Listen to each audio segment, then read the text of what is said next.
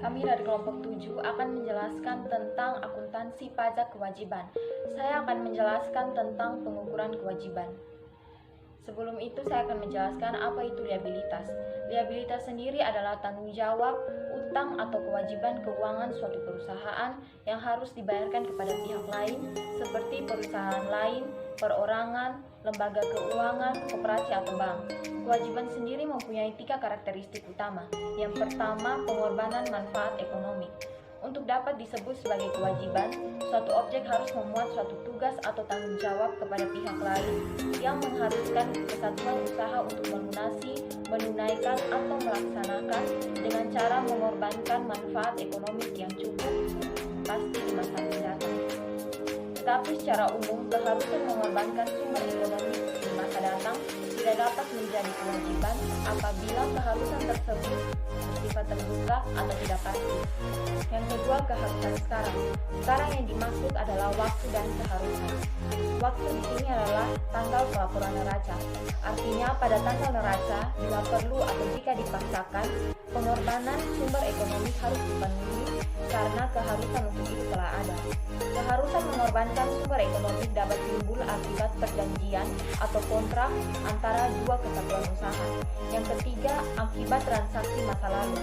Sama seperti definisi aset, kriteria ini sebenarnya menyempurnakan kriteria keharusan sekarang dan sekaligus tes pertama pengakuan suatu pos sebagai kewajiban, tetapi tidak cukup untuk mengakui secara resmi dalam pembukuan.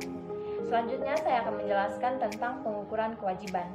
Penentuan pos kewajiban pada saat terjadi paralel dengan pengukuran aset. Terjadi kewajiban pada umumnya disertai dengan pemerolehan aset atau timbulnya biaya. Di sini pemerolehan aset dapat berupa penguasaan barang dagangan atau aset non-moneter lainnya yang terjadi dari transaksi pembelian. Pemerolehan aset juga dapat berupa kas yang terjadi dari transaksi peminjaman atau penerimaan uang muka untuk barang atau jasa. Oleh karena itu, pengukur yang paling objektif untuk menentukan kos kewajiban pada saat terjadinya adalah penghargaan kesepakatan dalam transaksi-transaksi tersebut dan bukan jumlah rupiah pengorbanan ekonomi masa datang. Hal ini berlaku khususnya untuk kewajiban jangka panjang, sedangkan untuk kewajiban jangka pendek sendiri dicatat sebesar nilai nominal. Apabila kewajiban jangka pendek tersebut dalam bentuk mata uang asing, maka harus digambarkan dan dinyatakan dalam mata uang rupiah dengan menggunakan kurs tengah bank sentral pada akhir periode pelaporan. Penghargaan sepakatan suatu kewajiban merefleksi nilai setara tunai atau nilai sekarang kewajiban, yaitu jumlah rupiah pengorbanan sumber ekonomi seandainya kewajiban dilunasi pada saat terjadinya. Yang pertama, kewajiban dalam pembelian kredit. Dasar pengukuran aset yang paling objektif adalah kos tunai atau kos tunai implisit. Karena kewajiban merupakan bayangan cerminan aset, maka pengukuran juga mengikuti pengukuran aset. Yang kedua, diskon dan premium utang obligasi. Untuk suatu kontrak utang dengan ketentuan pembayaran, bunga periodik, dan pokok pinjaman pada akhir jangka kontrak, maka pengukuran jumlah rupiah, utang, dan aset untuk dasar pencatatan pertama kali yang tepat adalah kos tunai implisit. Yang ketiga, makna harga efektif obligasi. Bagi penerbit obligasi, perhitungan biaya bunga menjadi tidak lengkap apabila tidak memperhatikan perhitungan. Sedangkan kewajiban non-moneter adalah keharusan untuk menyediakan barang dan jasa dengan jumlah dan saat yang cukup pasti yang biasanya timbul karena penerimaan pembayaran di muka untuk barang dan jasa tersebut. Metode pencatatan. Terdapat dua jenis metode pencatatan, yaitu basis kas dan basis akrual. Yang pertama yaitu basis kas. Basis kas sendiri merupakan suatu proses pencatatan akuntansi di mana transaksi dicatat saat menerima kas atau pada saat mengeluarkan kas. Kedua, akrual basis. Akrual basis adalah pencatatan sebuah transaksi akuntansi di mana akan langsung dilakukan pada saat terjadi sebuah transaksi meskipun belum menerima ataupun mengeluarkan kas. Penerapan metode pencatatan akrual akan lebih dahulu membayar pajaknya dikarenakan pengakuan biaya dan pendapatan lebih dahulu diakui dibandingkan dengan metode kas basis. Karena pencatatan menggunakan metode akrual basis lebih mencerminkan keadaan keuangan perusahaan yang sebenarnya. Berikutnya, pengakuan kewajiban. Kewajiban sendiri diklasifikasikan menjadi dua, yaitu kewajiban jangka pendek dan kewajiban jangka panjang. Kewajiban jangka panjang. Yang pertama, perlakuan khusus kewajiban jangka pendek. Kewajiban jangka pendek terdiri dari beberapa jenis atau klasifikasi utang. Masing-masing jenis utang tersebut memiliki karakteristik pengakuan, pengukuran, dan pelaporan yang berbeda-beda. Penjelasan untuk perlakuan khusus dari masing-masing jenis utang jangka pendek dijelaskan sebagai berikut. Utang transfer ke daerah.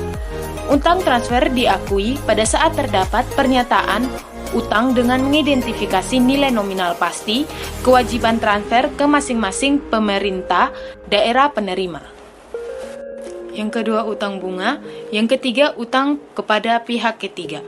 Untuk pihak ketiga diakui pada saat pemerintah telah menerima hak atas barang atau jasa, termasuk barang dalam perjalanan yang telah menjadi haknya.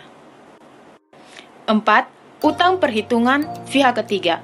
Utang PFK diakui pada saat dilakukan pemotongan oleh BUN atau diterima oleh BUN untuk PFK yang disetorkan oleh BUD atau pada akhir periode pelaporan saldo pungutan potongan berupa PFK yang belum disetorkan kepada pihak lain dicatat pada periode laporan keuangan sebesar jumlah yang masih harus disetorkan.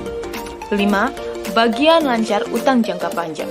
Bagian lancar utang jangka panjang diakui pada saat melakukan reklasifikasi pinjaman jangka panjang yang akan jatuh tempo dalam waktu 12 bulan setelah akhir periode pelaporan pada setiap akhir periode akuntansi. 6. Utang jangka pendek lainnya. A. Pendapatan diterima di muka.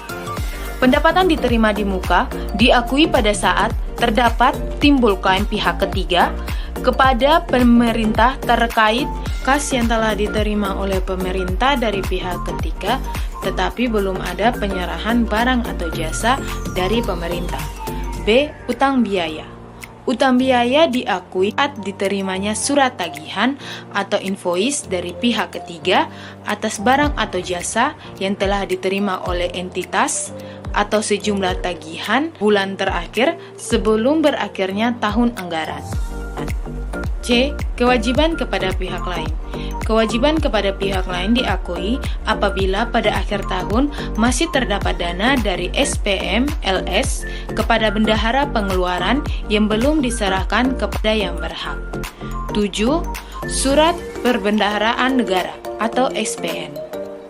SPN diakui pada saat kewajiban timbul, yaitu pada saat terjadinya transaksi penjualan. 8. Kewajiban destimasi.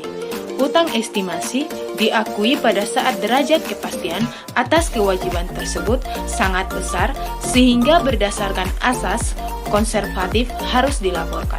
9. Kewajiban kontingensi. Kewajiban kontingensi diakui pada saat tingkat kemungkinan arus keluar sumber daya besar. 10. Kewajiban masa lalu, program THTI, Unfunded Past Service Liability. Kewajiban ini diakui oleh pemerintah pada saat ditetapkan besaran dana UPSL oleh Kementerian Keuangan. B. Perlakuan khusus kewajiban jangka panjang. Yang pertama, kewajiban jangka panjang yang berasal dari penerimaan, pembiayaan, pinjaman oleh BUMN. Kewajiban jangka panjang yang berasal dari penerimaan pembiayaan pinjaman oleh BUN dapat bersumber dari sumber pinjaman dan sumber penerbitan SBN jangka panjang. Penerimaan pembiayaan pinjaman oleh BUN dapat berasal dari dalam negeri maupun luar negeri. A. Utang jangka panjang dari sumber pinjaman. Utang jangka panjang dari sumber pinjaman diakui pada saat tanggal valuta atau value day sebagaimana tercantum dalam Notice of Disbursement atau NOD atau yang dipersembahkan. B. Utang jangka panjang dari sumber penerbitan SBN jangka panjang. utang jangka panjang dari sumber penerbitan SBN jangka panjang diakui pada tanggal settlement yang tercantum dalam dokumen settlement. 2. Utang dalam negeri. Utang dalam negeri akan diakui pada saat dana diterima di RKUN dan pada saat kewajiban timbul.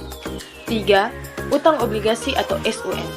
Utang obligasi suatu negara diakui pada saat kewajiban timbul, yaitu pada saat terjadinya transaksi penjualan. 4. Utang surat berharga syariah negara atau SBSN. Utang SBSN diakui pada saat kewajiban timbul, yaitu pada saat terjadinya transaksi penjualan. 5. Utang pembelian cicilan.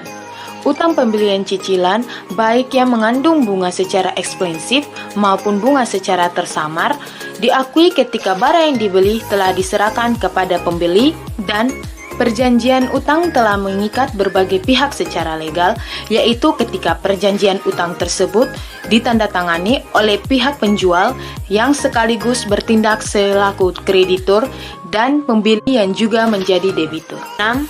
Utang kemitraan. A. Pengakuan kewajiban kemitraan pola kerjasama pemanfaatan BSK. Kewajiban kemitraan pola kerjasama pemanfaatan BSK diakui sebagai utang kemitraan pada saat pengakuan aset kemitraan berupa bangunan atau saran. B. Pengakuan kewajiban kemitraan pola perjanjian konsensi jasa.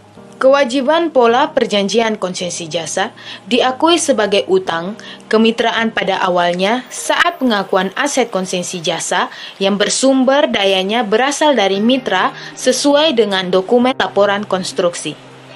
7. Utang jangka panjang lainnya. Kewajiban pemerintah kepada badan usaha yang mendapat penugasan sebagai operator untuk menyalurkan dan menyediakan energi diakui pada saat pemerintah menyatakan kesanggupan secara tertulis untuk mengganti kekurangan penerimaan yang dialami oleh badan usaha tersebut. Yang berikut pelaporan kewajiban. Pernyataan standar akuntansi keuangan nomor 1 menyatakan bahwa aset lancar disajikan menurut urutan likuiditas, sedangkan kewajiban disajikan menurut urutan jatuh tempo. Hal ini berarti bahwa kewajiban jangka pendek disajikan terlebih dahulu daripada kewajiban jangka panjang. Suatu kewajiban diklasifikasikan sebagai kewajiban jangka pendek apabila yang pertama diperkirakan akan diselesaikan dalam jangka waktu siklus normal operasi perusahaan. Yang kedua, jatuh tempo dalam jangka waktu 12 bulan sejak tanggal neraca. Kewajiban berbunga jangka panjang tetap diklasifikasikan sebagai kewajiban jangka panjang, walaupun kewajiban tersebut akan jatuh tempo dalam waktu 12 bulan sejak tanggal neraca, apabila yang pertama, kesepakatan awal perjanjian pinjaman untuk jangka waktu lebih dari 12 bulan. Yang kedua, perusahaan bermaksud untuk membiayai kembali kewajibannya dengan pendanaan jangka panjang. Yang ketiga, maksud dari perusahaan didukung dengan perjanjian pembiayaan kembali atau penjadwalan kembali pembayaran yang resmi disepakati sebelum laporan keuangan disetujui.